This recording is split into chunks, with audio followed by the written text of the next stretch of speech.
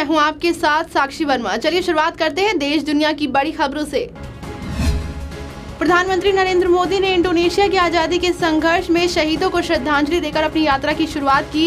Indonesia की पहली अधिकारी यात्रा पर आए पीएम मोदी ने राष्ट्रपति जोको विदोदो से मुलाकात की। राष्ट्रपति जोको विदोदो से मुलाकात और डेलीगेशन स्तर की बैठक के बाद पीएम मोदी पतंग प्रदर्शनी पहुंचे और महोत्सव का उद्घाटन किया। पीएम मोदी ने इंडोनेशिया के राष्ट्रपति के साथ समुद्र यात्रा, निवेश और समेत कई क्षेत्रों में द्विपक्षीय सहयोग पर चर्चा की।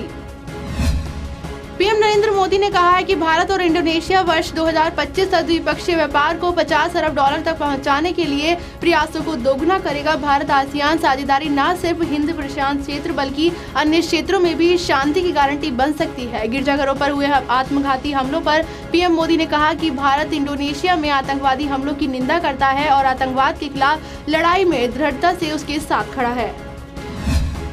राजधानी जकार्ता में पीएम मोदी ने कई कार्यक्रमों में हिस्सा लिया। दोनों देशों के बीच डेलीगेशन स्तर की बैठक के बाद पीएम नरेंद्र मोदी जकार्ता की सबसे बड़ी इस्तिकलाल मस्जिद भी गए। यहां उनके साथ इंडोनेशिया के राष्ट्रपति भी मौजूद रहे।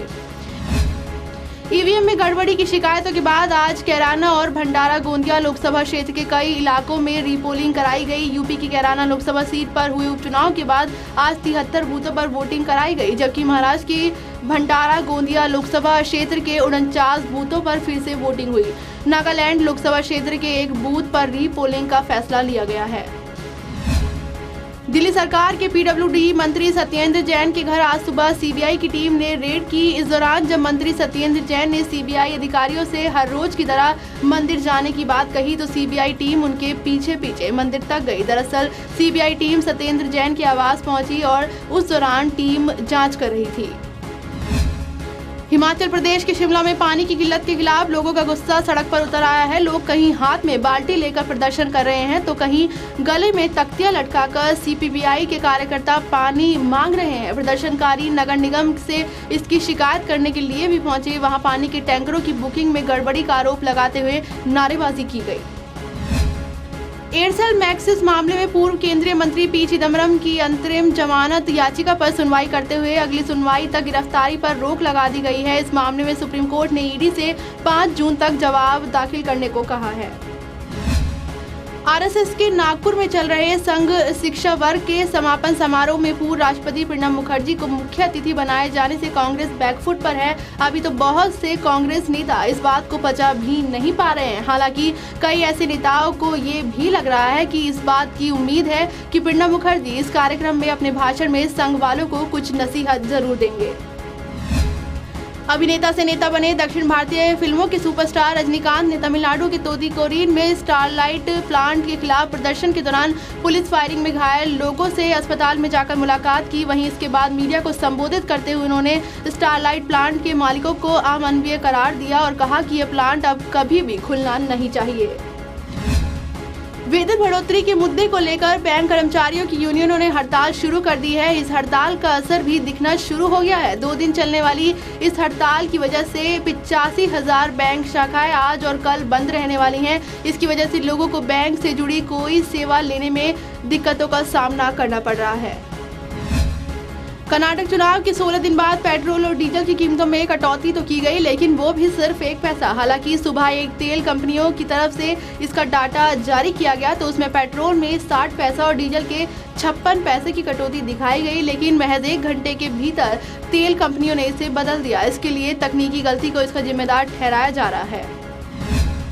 भारतीय क्रिकेट टीम के कप्तान विराट कोहली की चोट ने सभी फैंस को चिंता में डाल दिया है। विराट को आईपीएल 2018 के मैच के दौरान गर्दन में चोट आ गई है, जिसकी वजह से कोहली को इंग्लैंड दौरे में पहली काउंटी खेलने का प्लान भी रद्द करना पड़ा है। विराट ने फैंस को अपनी चोट पर अपडेट देते हुए एक वीडियो शेयर किया है। वीडियो में विराट ने कहा कि हाय गाइज, मैं कड़ी मेहनत कर रहा हूँ, रिहैब भी अब शुरू हो चुका है।